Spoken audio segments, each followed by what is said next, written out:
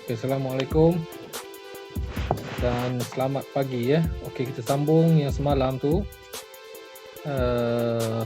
Soalan PTP kita nombor 6. Okey, teruskan terus. Nombor 6 ni nyatakan sama ada pernyataan berikut adalah benar atau palsu. Jadi, kita tengok di sini perkataan pertama tu 5 lebih besar daripada 3. So, ni adalah pernyataan dia benar. Jadi benar. Okey, dia guna atau. Okey, 2 kuasa 3 adalah 6. Jadi 2 kuasa 3 2 kuasa 3 adalah 2 kali 2 kali 2 2 kali 2 4 4 kali 2 8. So ni adalah pernyataan palsu. Jadi pernyataan tu benar atau palsu. Bila guna atau, jika ada benar atau palsu, jadi palsu yang benar yang menang. So jadi kenyataannya adalah pernyataan benar. Kalau dan, saya buat jadual dia. Kalau dan apabila ada palsu yang menang. Palsu yang menang. Jadi benar palsu jadi palsu. Palsu benar jadi palsu. Palsu memang jadi palsu. Benar baru jadi benar. Dan palsu yang menang, P dan P. Dan palsu yang menang. Kalau atau, benar yang menang. Benar dan palsu, benar atau palsu dia jadi benar. Okey, ingat tu. Okey, yang kedua, tulis 2 implikasi daripada permintaan berikut. Okey, ini soalan ni dah banyak kali kita buat, dah beberapa kali kita buat. Jadi kalau ada 2 implikasi, kita guna jika dan maka. So ambil pernyataan yang depan tu, jika P adalah nombor negatif, maka P kuasa 3 adalah nombor negatif. Okay, lepas balikkan dia, jika P kuasa 3, yang belakang tadi letak depan pula, P kuasa 3 adalah nombor negatif, maka P adalah nombor negatif. Okey, ini jangan ada yang silap. Dah banyak kali kita buat. Okey. Nombor C, sudut yang dicangkum di pusat sebuah poligon sekata NCC adalah 360 bagi dengan bilangan sisi N. Buat satu kesimpulan secara deduktif bagi sudut yang dicangkum di pusat sebuah poligon sekata yang mempunyai 9 sisi. Okey, kesimpulan secara deduktif ini adalah kesimpulan secara khusus untuk satu benda saja. So di sini satu benda itulah poligon yang mempunyai sisi 9. Jadi kita masukkan bila sisi yang diberi itu 9 ni ke dalam persamaan ni. Jadi terus dapat khusus untuk poligon yang mempunyai 9 sisi. Jadi guna formula ni yang dibagi tu, masukkan nilai N dia 9, dapat 40. Okay, itu adalah deduktif. Okay, teruskan soalan nombor 7. Okay, nombor 7, raja di bawah, O ialah asalan, garis lurus MN ialah selari dengan garis lurus OK. MN ni MN kan, hanya dia adalah selari. Bila selari, dia punya kecerunan sama. Kecerunan dia adalah M dia sama. Jadi bentuk umum bagi garisan yang bersamaan adalah Y sama juga dengan MX tambah dengan C. Ini adalah untuk umum. M adalah kecerunan dan C adalah potongan pada versi Y. Itu kita kena ingat. Okey, ada 2 cara sebenarnya. Hari tu kita dah buat, dia dah bagi satu garisan tu, dia dah bagi nama, dia punya nama tu Y sama juga berapa, dia dapat M daripada situ. Tapi jika dia tak bagi, kita kena dapatkan 2 titik. Okey, untuk cari A adalah cari kecerunan bagi garis lurus MN. Untuk cari garis lurus, untuk cari kecerunan garis lurus, kita mesti ada 2 titik. Kat sini ada 1 titik je, negatif 2, 5 saja. Jadi dia cakap garis ni, garis MN adalah selari dengan OK. Jadi kat sini ada 2 titik ya, 35 dengan 00. Asalan adalah 00. Jadi apabila ada 2 titik, kita boleh cari dia punya kecerunan guna formula ni. Y2 tolak dengan Y1, X2 tolak dengan X1. So titik ni kita boleh letak je mana-mana yang 1, mana 2. Jadi saya letak sini X2 ni ya, ni adalah X2, Y2, ni X1, Y1. Masukkan dalam persamaan. Y2 dia adalah 5 tolak 0, Y1 0. X2 dia adalah 3 tolak dengan 0. 3 tolak 0, 3 tolak 0. Sebabnya X1 dia 0. Jadi dapat 5/3. Dia punya M 5/3. Okay, siap pertama A. Untuk yang B, persamaan bagi garis lurus MN. Okey, kita dah dapat ni. Dia punya kecerunan sini adalah berapa? Kecerunan ni adalah 5/3. So sini sama juga lah dia punya kecerunan dia. Akan jadi M dia adalah 5/3. So untuk cari persamaan garis lurus, macam saya cakap tadi, ni adalah untuk umum dia. So kita dapat M dia 5/3, masukkan dalam tu, dapat Y sama dengan 5/3 X tambah C. So sekarang ni kita nak cari nilai C. So untuk cari nilai C, kita kena kita ambil titik pada garisan itu. Jangan ambil garisan lain ya. Jangan ambil titik ni lain kan. Jangan ambil titik ni pula 35. Ambil titik yang ada pada garisan tu. Ni titik dia. Negatif 2, 5. X ialah negatif 2, Y adalah 5. So kita ambil titik negatif 2, 5 titik pada garisan tu. Sini adalah X, ni adalah Y. So masukkan dalam ni. Y dia jadi 5, X dia negatif 2. So 5 darab 2 dapat 10/3. So 10 bawa sini jadi positif 10/3. Tambah dengan 5.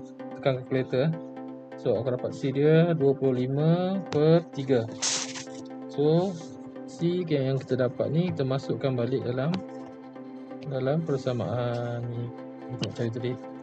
So kita akan dapat ini jawapannya. Y sama juga dengan 5/3 X tambah 25/3.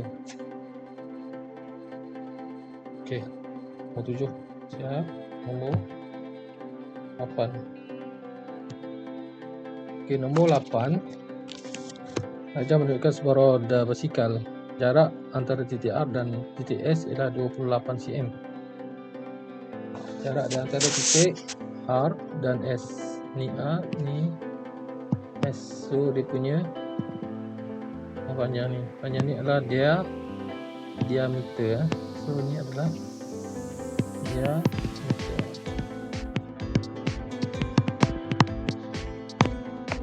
So diameter. Diameter roda adalah 28 cm. So automatik jari dia jadi 14 cm. Okey, kita tengok soalan dia. Hitung bilangan pusingan lengkap minimum yang diperlukan untuk meliputi jarak 90 cm dalam pergerakan membulat. Okey, dia nak berapa kali pusing roda ni supaya dia sampai, kalau dia pusing dia akan pergi sejauh 900 cm. Berapa kita pusing? So kita kena cari apa? panjang ukur lilit ataupun perimeter atau panjang lengkuk bulatan ni. Okay. Dia punya formula lengkuk bulatan ni, lengkuk bulatan. Okay, lengkuk bulatan yang ni dia ada theta. Theta per 360 darjah ni kalau ada darjah dia, kalau dia tidak satu bulatan lengkap. Kalau satu bulatan lengkap, dia pakai ni saja, 2πj. Jadi dia punya sudut 360 per dengan 360 ni akan jadi 1 Okay, tak apa. Kita tengok, kita bilang, kita kira dulu dia punya panjang atau lengkuk bulatan keseluruhan tu. Guna formula 2πj 2 pi guna 22/7. Okey. Darab dengan J dia jari dia, kita dapat dari jadi 14. Okey, darab dengan 1. 360 per 360 dapat 1 kan.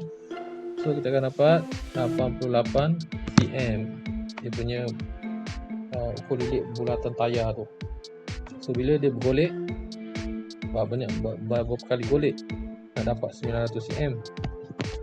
So kita kena bagilah 900 bagi dengan 88. So kita dapat 10.22.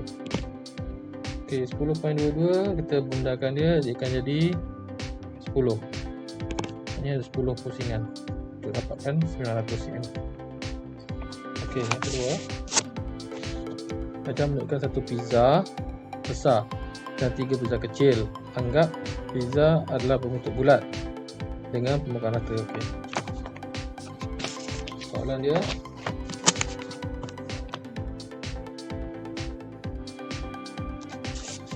okey, dengan menggunakan pi sama dengan 20/27, hitung bilangan pizza selesai besar yang bersamaan dengan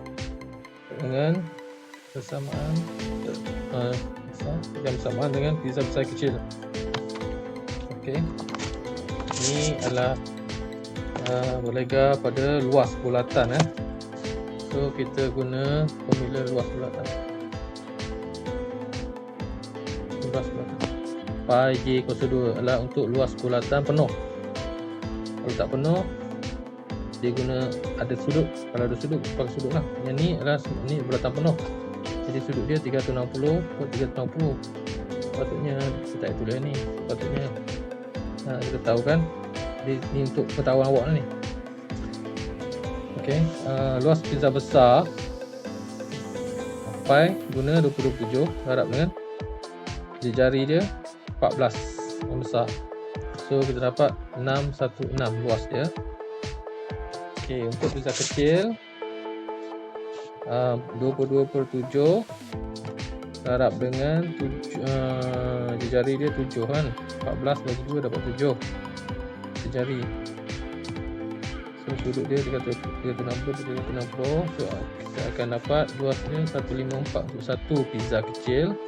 Jadi dia ada 3 pizza kecil, kita kena kali dengan 3. So berkali dengan 3 kita akan dapat 462 untuk 3 pizza kecil.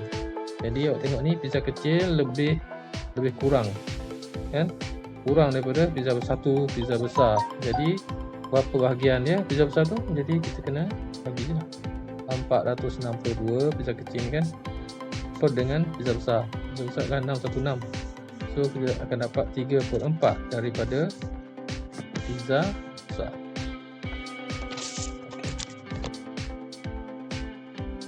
Seterusnya pos 9. Ajar 9 menunjukkan graf laju masa satu zarah dan tempoh 37 saat. Okey, berdasarkan graf laju di atas, nyatakan pertama laju seragam. Laju seragam ialah laju tiada perubahan laju. Tengok kat mana tak ada perubahan laju, tengok kat sini. Ni ada daripada kosong naik ke atas, ada kat sini dia stay kan. Tak ada perubahan laju. So jawapan dia 12. Laju seragam. So yang kedua, tempoh masa dalam saat zarah itu bergerak dengan laju seragam. Jadi masa dia inilah 25 tolak dengan 15. So dapat 10 second. 10 second ya. 10 saat. Okey, yang ketiga, hitung nyah pecutan dalam masa dalam ms negatif 2 ms kuasa 2 zarah itu untuk tempoh masa 12 saat terakhir. Okey, 12 saat terakhir nyah pecutan. Ini adalah nyah pecutan ya. Bila dia menurun 12 saat terakhir adalah di sini ya, 25 hingga 37. Inilah 12 saat terakhir. Jadi bila dia menurun, barisan menurun, dia maknanya dia nyah pecutan. Jadi dia semakin menurun pecutan dia. Okey, untuk mendapatkan nyah pecutan, kita kena dapatkan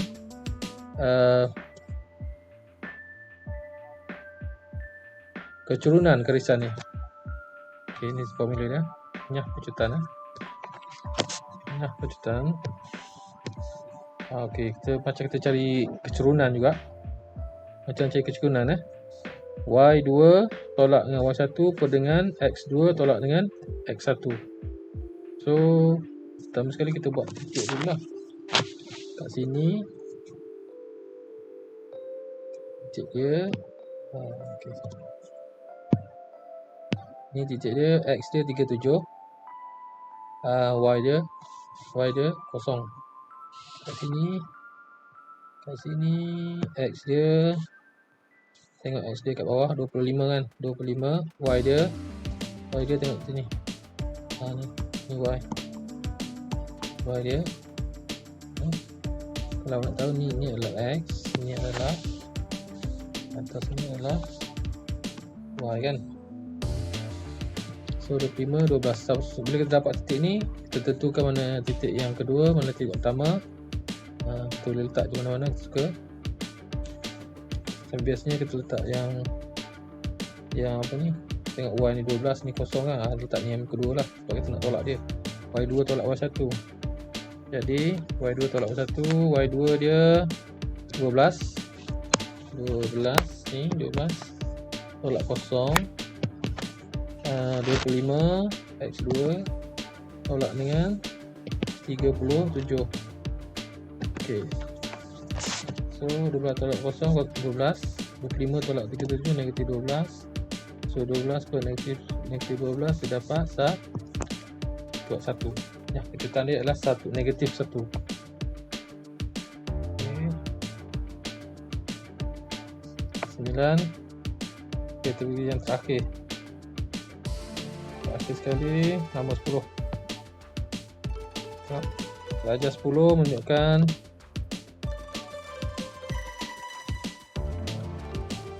menunjukkan 8 kad yang berlabel dengan huruf dan juga nombor di dalam kotak Y dan kotak Z. Okay. Sekeping kad dipilih secara rawak daripada kotak Y, kemudian sekeping lagi daripada kotak Z. Okay, senaraikan semua sampel. Semua sampel kesudahan yang mungkin bagi peristiwa itu. Okay. Cari kebarangkalian bahawa sekeping kad label dengan huruf dan sekeping lagi label dengan nombor. Okay. So kita cari dia punya sampel dulu. Sampel dia terbuat kita guna kotak. Kotak sini J4 QR. Terus sini M5 SNM satu. So kita dapat JM J5 JN J8 4M 45 4N 48. Ini QM Q5 QN Q8 RM R5 RN R8. Okay, ini adalah semua sampel dia. Dia punya ruang sampel. Sampel dia. So dia cakap dia suruh cari pembangkitan bahawa sekeperingkat dilabel dengan huruf dan sekeperingkat lagi dengan nombor. Satu huruf satu nombor. So, kita kumpulkan semua yang ada huruf dan yang ada nombor. Pertama kali ni bukan. Ni J5 1, J8, 45, 4M, 4M bukan, 45, 4M betul lah, 4M, satu huruf satu nombor kan. Ok, 4M betul, 45 salah. 4N, Q5, Q5 betul, Q8, R5 dan juga R8. Ini ya. So, kira 1, 2, 3, 4, 5, 6, 7, 8. So, ada 8 semua. Okay. Total ruang sampel dia berapa? 1, 2, 3, 4, 5, 6, 7, 8, 9, 10, 11, 12, 13, 14, 15, 16. Ruang sampel ada 16. 8 per dengan 16. Kecilkan dia dapat 1 per 2. Ok, siap. Ok, sampai sini dulu. Semoga pelajar semua dapat memahaminya. Ok, kalau tak faham, pause, ulang. Tengok balik sampai faham. Ok, sekian, terima kasih. Assalamualaikum.